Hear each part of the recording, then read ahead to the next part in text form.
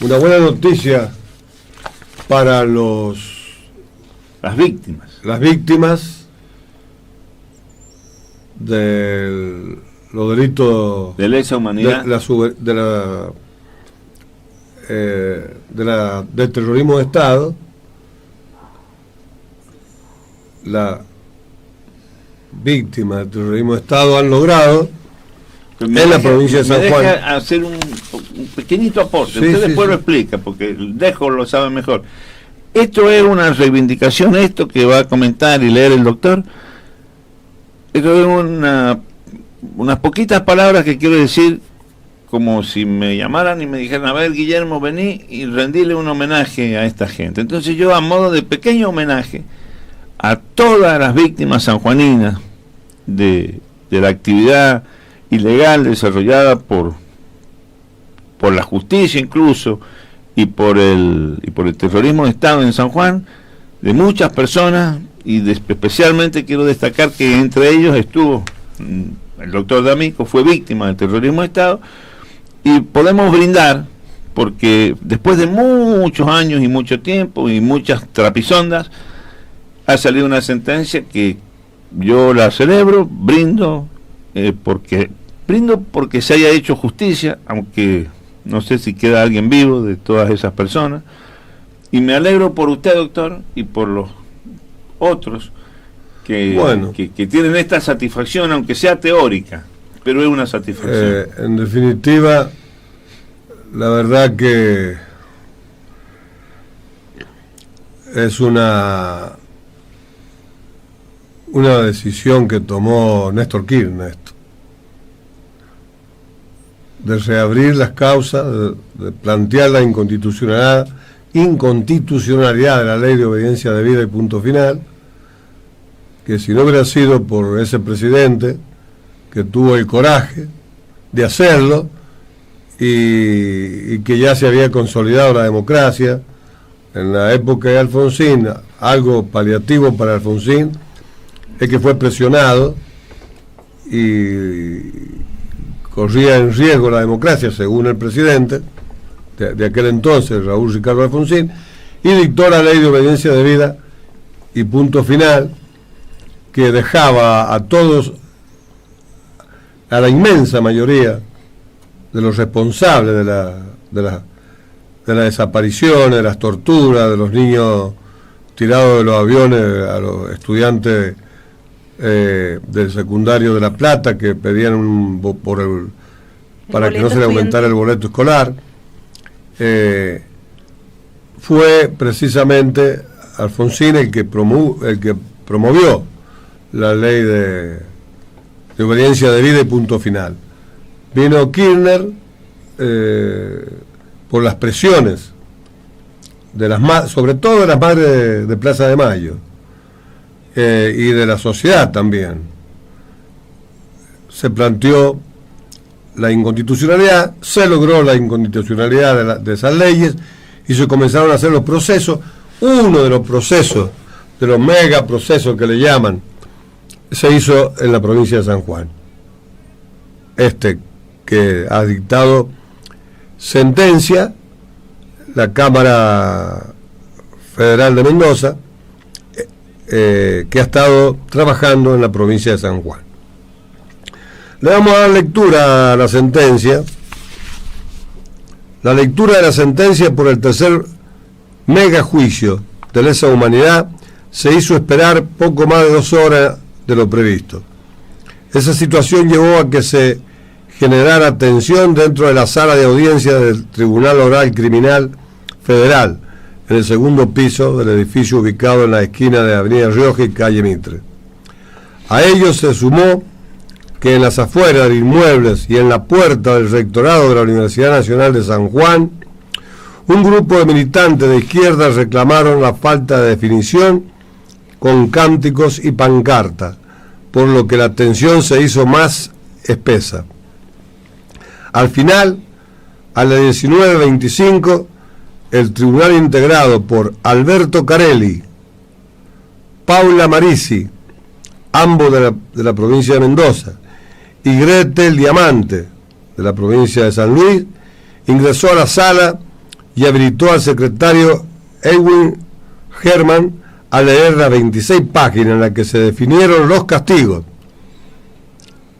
y la situación de los 23 imputados, tal cual lo había solicitado el representante del Ministerio Público, Dante Vega.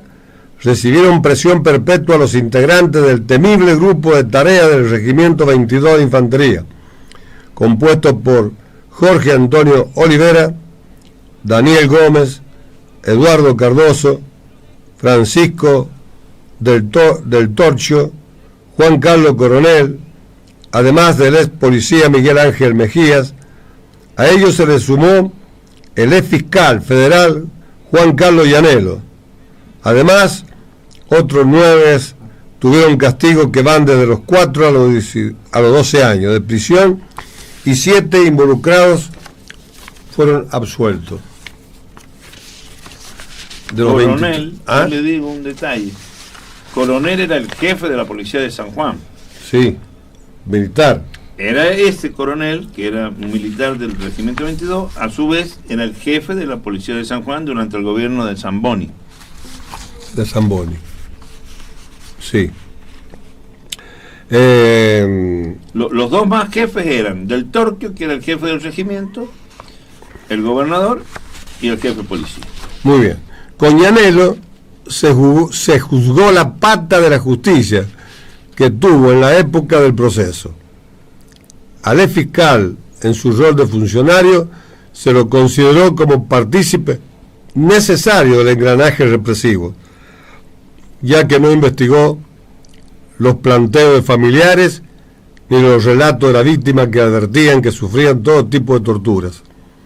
En el juicio, el titular del Ministerio Público le enrostró delitos graves como homicidios, violaciones y privaciones ilegítimas de la libertad.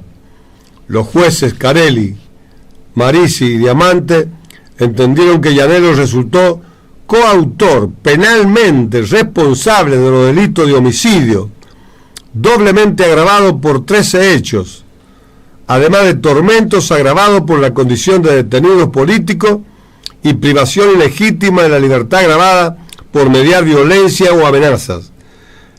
Privación ilegítima de la libertad, violación agravada, abuso sexual y robo. Qué nene, ¿eh? Qué nene. Si bien el fiscal Vega había solicitado pena más alta y castigo para el resto de los imputados, el Tribunal Oral Federal definió 12 años de prisión para Eusebio Yurcin, 10 años para Marcelo Edgardo López, 9 años para Felipe Pedro Molina, 8 años y 6 meses para Andrés Walter Alderete, 7 años para Rubén José Mondaca y Alfredo Medina, 6 años y 6 meses para Eduardo Ernesto Traverso, 5 años para Jorge Manuel Laiseca y 4 años para Juan Carlos Turón. Turón también era de la policía, creo. Era policía, sí. Era policía. De la provincia. De la provincia de San Juan, sí. Los fundamentos de la sentencia se leerán en el transcurso de los próximos 40 días con fecha a definir. Al leer la sentencia hubo un punto de alegría para la familia de algunos de los imputados presentes. Fueron los casos de Carlos Ola,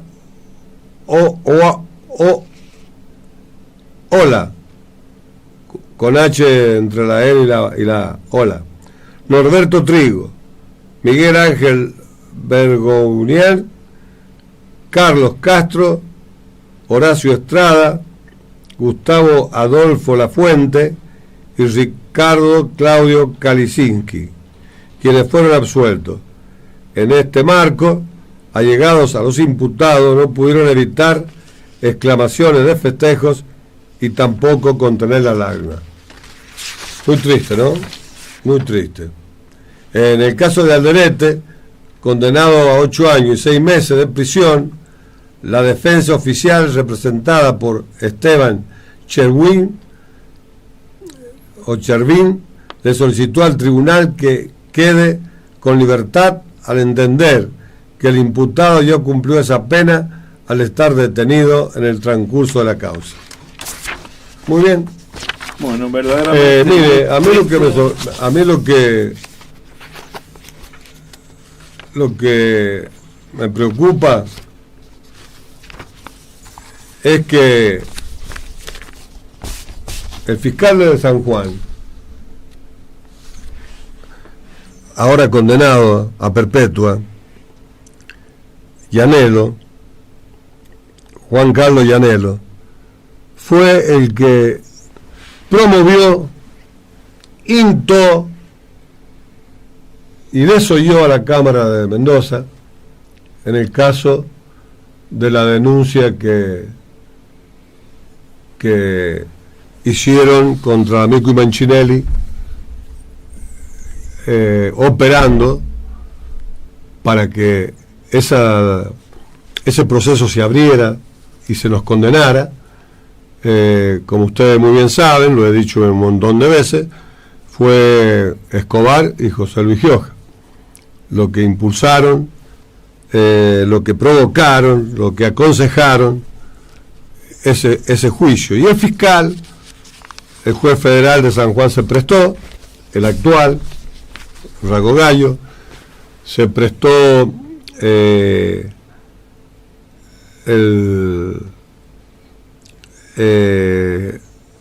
Llanelo fue el que se prestó a los requerimientos de Escobar y de Gioja. Fue tremendo lo que se hizo y después terminó la obra macabra, diría yo, así, y similar a esto, con una tortura psíquica y una persecución durante 12 años de los medios de comunicación de San Juan, de los diarios, y yo y Mancinelli salíamos continuamente con el traje a raya, programas completos del Canal 8 en contra de Amico y de Pascual, sobre todo en contra mío,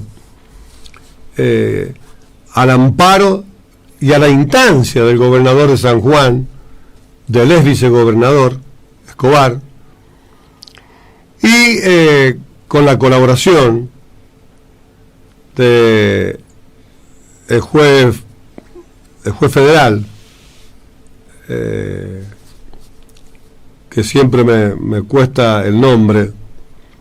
Uno fue que todavía está vivo y que espero que me esté escuchando, o que alguien le diga que me escucha, el doctor Parra, el doctor que el hermano fue diputado de Abelín, de Moreno Ferrer, y el juez que se negó, los que se negaron a participar fueron, cuando creo que dos veces revocaron el auto de procesamiento de Rago Gallo a instancia de este hombre, de este radical que me avergüenza. Llanelo era radical, y bueno, y así fuimos llevados a proceso oral. Nos trajeron jueces de San Luis, cuando está aprobado, ve acá, estos actuaron en San Juan, y yo siempre he vivido en San Juan, y me trajeron dos jueces de San Luis, perfectamente elegidos para que me condenaran, porque claro, hubo un juez del Tribunal de San Juan, un juez que dijo no, yo no voy a firmar esta sentencia. Habían hecho la sentencia de absolución mía y de Vallejo y de Mancinelli y de Pascual. Fue el doctor Turcumán, que gracias a Dios está vivo, y que Dios lo bendiga y lo proteja. Él había hecho la sentencia de absolución, de revocar el auto de procesamiento de primera instancia. Y es cuando intervino, cuando se enteró Gioja y Escobar, actuaron para que me condenaran, para que el otro que iba a firmar la absolución, que era Parra, se echara marcha atrás. Y al que no pudieron doblar fue a un bloquista, de origen bloquista, el doctor Tucumán. Había sido un militante bloquista. No lo pudieron voltear, pero a los peronistas, con una guiñada de ojos se lo da vuelta. ¿Y qué pasa con los jueces de San Juan actuales? Igual, una guiñadita de ojo nomás. Se da vuelta todo el mundo, todo. Esto era verdad. Y justo me toca comentarlo, porque ayer ha salido la sentencia. Me toca la suerte de poderlo decir hoy. Por supuesto que yo no tengo rencor con José Luis Gioja. Lo aclaré cuando dejó de ser gobernador, pero eso no quita la verdad histórica de este caso. Yo no puedo ocultar eso. Y a mí me extrañó mucho de José Luis Gioja. Escobar no, porque Escobar siempre fue un amoral, un corrupto en toda su vida, pero Gioja estuvo preso conmigo. Estuvimos presos en el 76, juntos, éramos amigos. Alguna vez se tendrá que preguntar por qué se usa la justicia para esto. Los medios de comunicación, no solamente de San Juan, del país. Y después el doctor Uñaz repitió la historia. Ahora con que me iba a hacer M, después del 14 de mayo. Ganaba, me hacía M. Y si no ganaba, también me iba a hacer M, según el vocero que difundió la información. Y me iba a hacer M porque él era gobernador hasta diciembre. Eso me obligó a mandarle a Uñá una denuncia a él personalmente por WhatsApp, que la voy a leer, si Dios quiere, en próximas emisiones de sábado, de comentario, música y comentario a la hora del té. Entonces mis felicitaciones infinitas, mía y de Pascual, hablo en nombre de Pascual, al doctor Tucumán, a los jueces federales de la provincia de Mendoza, que dijeron no hay delito. Ninguno de los dos ha cometido ningún delito, ninguno ha estafado al Estado. Nosotros jamás fuimos funcionarios, ¿cómo íbamos a estafar al Estado? Y después vino la triste y quizás peor, porque José Luis Gioja no se metió con mis hijos, nunca. Pero ya se metió con mis hijos.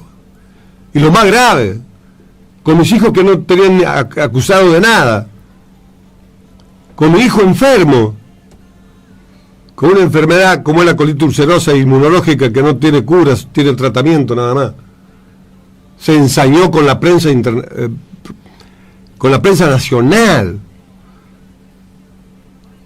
la local, todos los medios de comunicación locales se prendieron, todos, los nacionales, solamente algunos le dieron el espacio para defenderse y justificaron que era un chico que tenía esa grave enfermedad por lo cual no podía trabajar.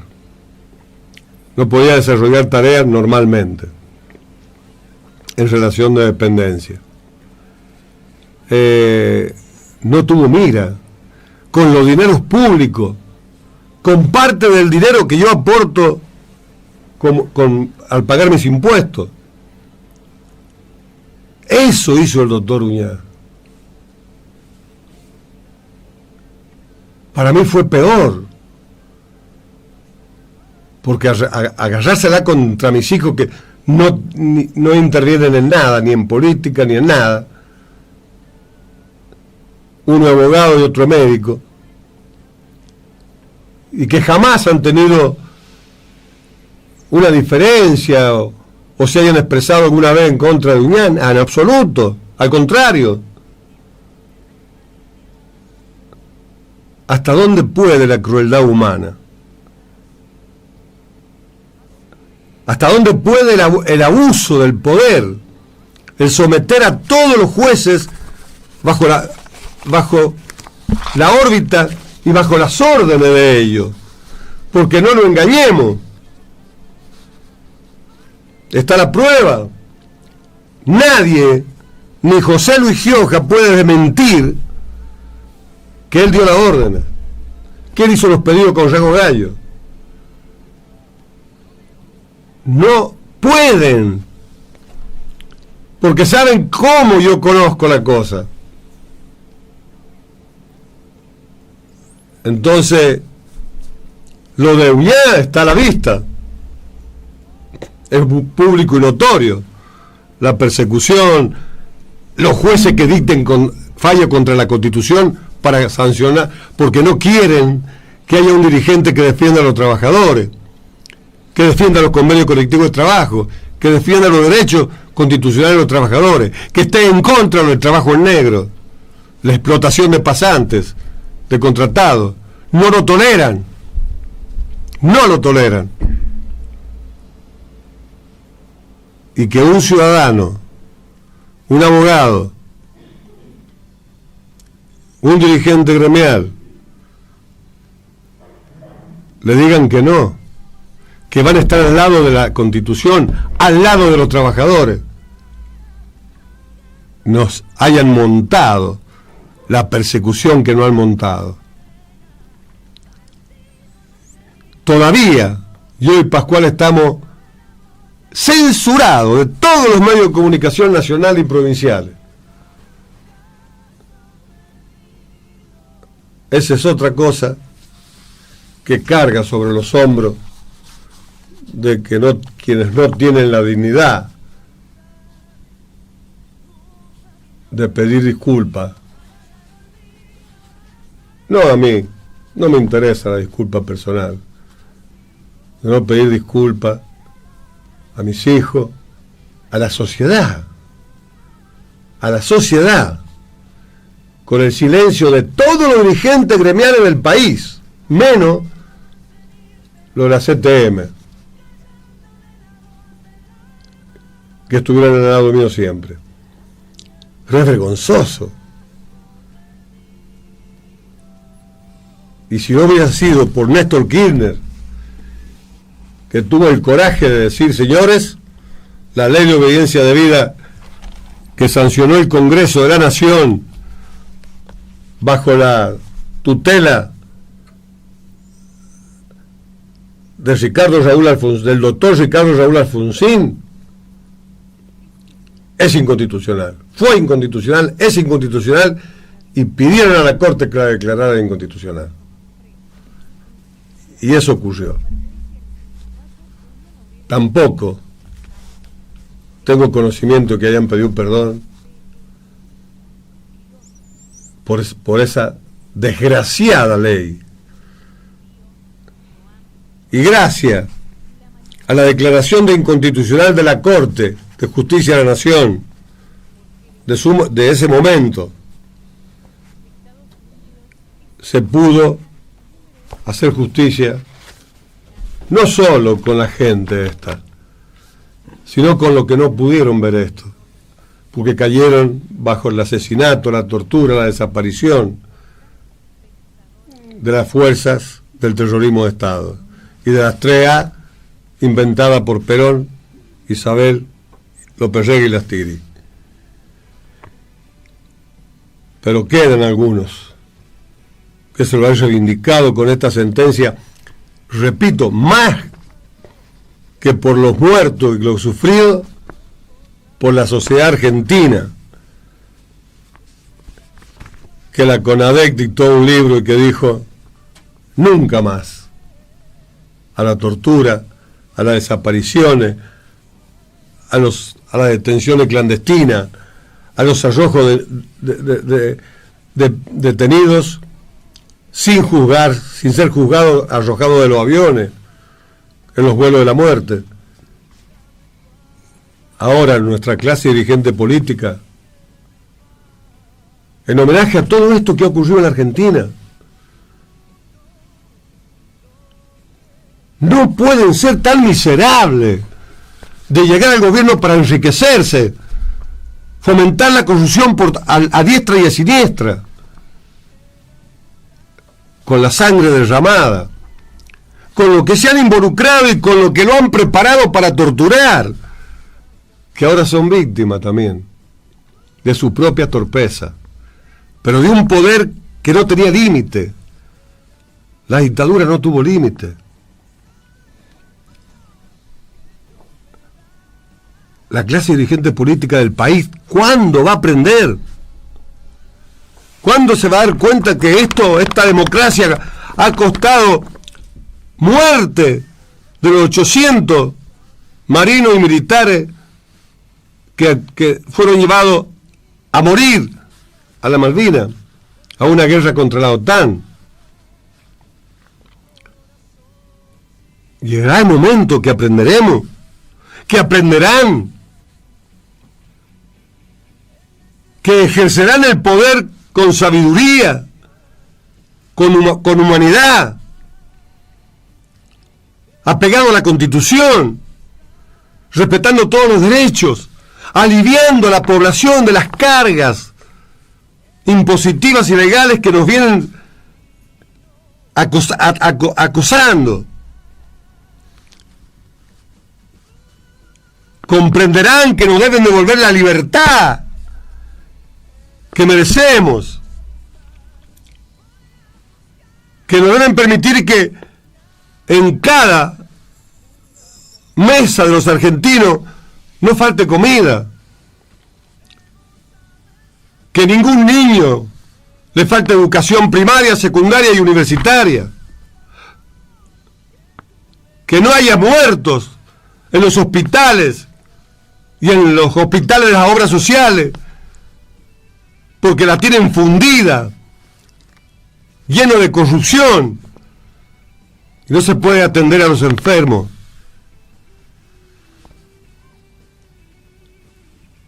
Se terminará con la pobreza, con la indigencia, con jubilaciones miserables, con sueldos y jubilaciones de privilegio para amplios sectores de los jubilados argentinos. Alguien de la política va a venir a hablar de estas cosas, porque si no se termina la cadena de corrupción, no va a haber ninguna solución económica, ni para los argentinos, ni para el país. Y con esto les rindo homenaje a los patriotas del 9 de julio, y les rindo homenaje a las víctimas del terrorismo. Y ruego a Dios perdone a los que practicaron el terrorismo de Estado y el terrorismo privado, que también es terrorismo, el terrorismo injustificado que se llevó a cabo en contra de los gobiernos militares de la República Argentina. Muchas gracias y buenas noches.